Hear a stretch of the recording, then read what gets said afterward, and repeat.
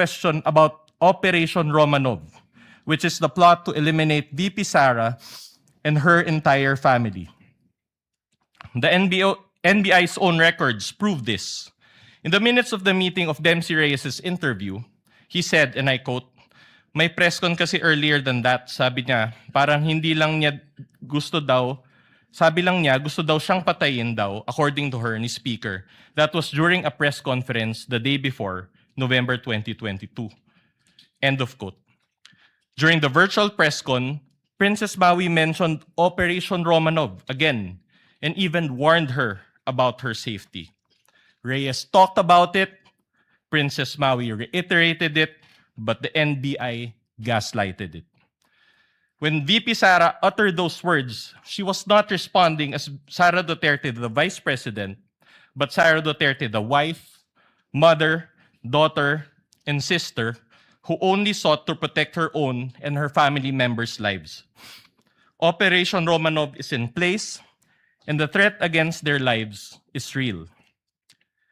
VP Sara became the target of unauthorized intelligence and surveillance operations by government operatives that exposed her family to high-level risks and security threats, thereby causing intense trauma and uncontrollable fear. Her homes in Davao and Manila were profiled, and this is proven by classified casing reports. Her trusted security personnel were removed. Her schedule of official functions, like the one in Naga, was leaked by intelligence agents, and her security was heavily compromised. In sum, the prosecution was right in using the term culmination. But the prosecution's interpretation is wrong. Rather, when VP Sara left the administration, she suffered various forms of threats and harassment for many months from the powers that be, and the culmination was her statement on that fateful early morning in November 2024. She didn't commit an impeachable offense. She drew the line in the sand and said, "Enough is enough." That is the meaning, and that is the context. Finally, as to the alleged grave threats and inciting to sedition, these are defined by their vice penal code and are punishable by prisión correccional. Thus, these fall under the jurisdiction of the MTC or first-level courts. These charges are not other high crimes as contemplated by the Constitution as grounds for impeachment and are therefore not impeachable. After all, VP Sara was fighting two important battles that day. One against the threat to her family's life, and another against the life of the ordinary Filipino, constantly suffocated by the immense weight of corruption, which she talked about during the press con. She never incited sedition. She merely echoed the voice of ordinary Filipinos. Her message that day only reflected what was already in their hearts and minds. There was no betrayal of public trust. She actually upheld the people's trust as she spoke for and behalf of the people. Thank you, Your Honor. Thank you, Attorney Vidluan. Chair declares a 50... Senator Judge Bam Aquino, before we declare a recess. Yes, just a quick manifestation, Mr. You President. may proceed, sir. Tapos na po tayo sa unang witness. It's taken us maybe a total of 9 hours for the first witness. Ito ho, isang pakiusap sa parehong grupo. Alam ko po may kanya-kanya tayong estilo, may kanya-kanya tayong strategy. But if possible, can we allow the testimonies to be heard? Can we have proceedings that will go straight to the point? Kasi po nanonood ang taong bayan, pati po kaming mga senator judge. Gusto rin ho naming makita itong mga proceedings, yung mga ebidensya na mas madali ring maintindihan. So ito naman po, di ho namin pwede itong idikta sa inyo. But if possible, the succeeding witnesses, and we have a long list, this goes for both parties, by the way.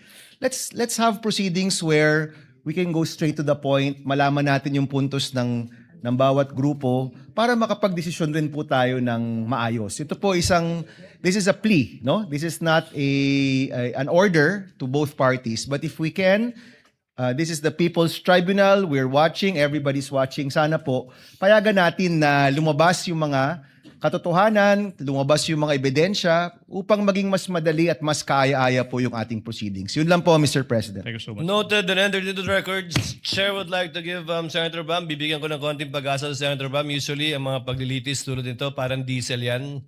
Sa simula, siyempre dahil una pa lamang, nagkakasanayan, nagkakaestimahan, pero bibilis at bibilis ito sa pagdaloy din ng ilang araw lang ng trial natin. And you will be able to see that the next couple of days. Chair declares a 15-minute recess. We Your all Honor, come please. back.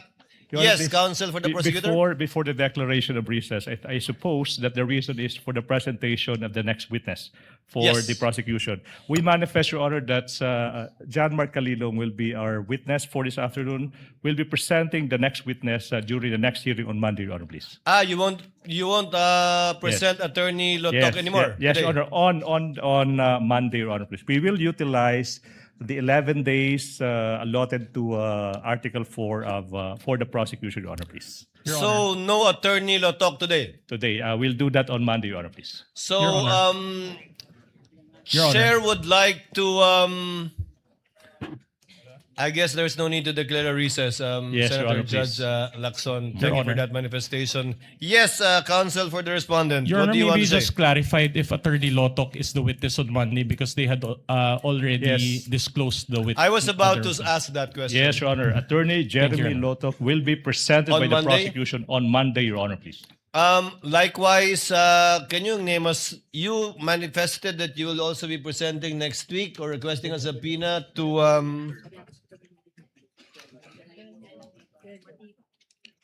yes, to Attorney Lopez and Attorney Director Matibag. That would be Captain Belinda Bello, Your Honor, please, and NBI Director. Matibag. And then Lotok first. Lotok, Your Honor, please, and then Matibag. we'll disclose on Bello, Your Honor, please. Captain Sergeant at Arms. Belinda Bello of the House of Representatives, Your Honor, please. So, those two witnesses. Yes, Your Honor. We have 3 days, counsel. No. Wait. Name me one more. Okay, that would be NBI Director Matibag, Your Honor, please. Given the manifestation of the counsel for the prosecutor, Chair hereby orders the issuance of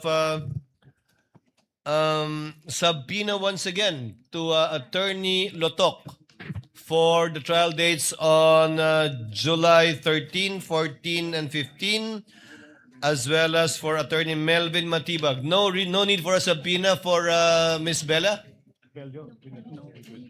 Your Honor. Before I recognize counsel for respondent, no need for a subpoena? There's no need for subpoena, Your Honor, please. You did not request for a subpoena, counsel. Yes, Your Honor. So no need. No need, Your Honor. You will produce, can you state the name again for the record, counsel? Can you state the name of the witness again for the record? Your Honor, the first witness will be Captain Belinda Bello. Sorry, that would be Attorney Jeremy C. Lotok. Number 2 is Captain Belinda Bello. And number 3, NBI Director Matibag. And number 4. Thank you. That's for no. Thank For you, next counsel. week, those are the witnesses, Your Honor, please. Thank you. Counsel for respondent, Your what Honor, is your pleasure? Your Honor, considering the change in schedule, may we just confirm if that is the exact order of presentation next week? I believe so. The chair would like to be the one to confirm that.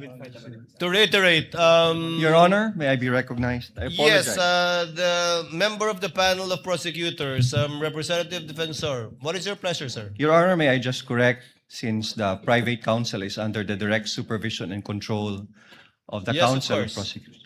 For Monday, Your Honors, we will be presenting Attorney Jeremy Lotok. For Wednesday, we will be presenting Tuesday, we'll be presenting Attorney Zulaika Lopez. And for Wednesday, our third witness, we will be presenting Captain Belinda Bello. Captain Belinda. So, Director Matibag is not yet going to be presented next week. Not yet, Your Honor.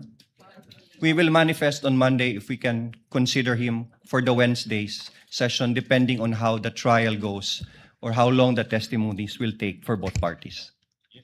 Noted. What is the pleasure of counsel?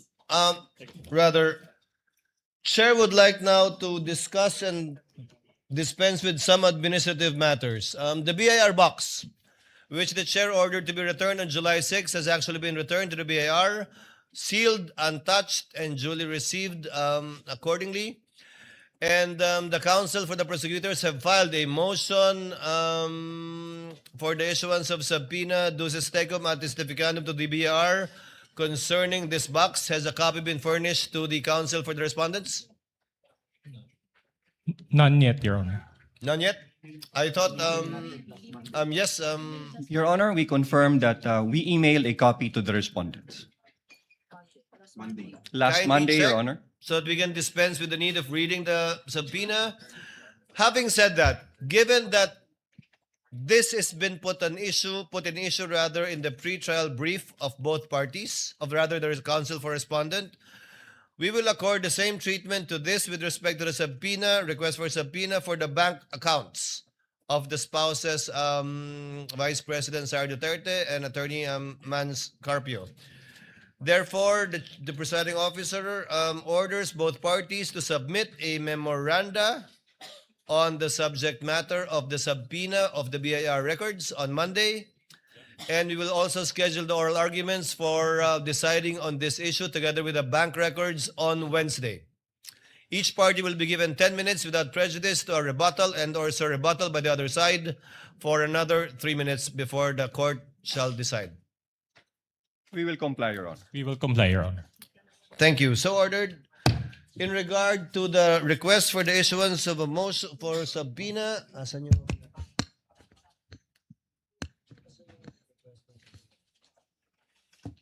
May I ask if counsel for the respondents were likewise furnished with a copy of the most request for subpoena, although this is ex parte because this is only with respect to witnesses.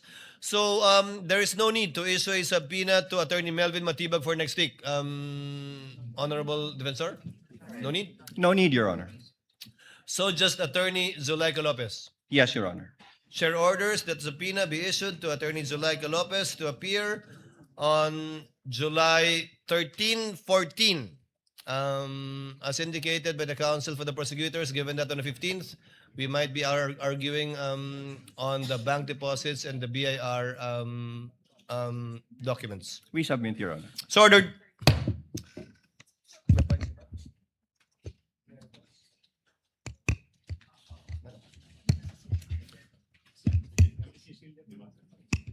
There being no other matters for consideration by the court, and given that the counsel for the prosecutors rather have manifested that they will no longer present Attorney Latok today, but rather on Monday, the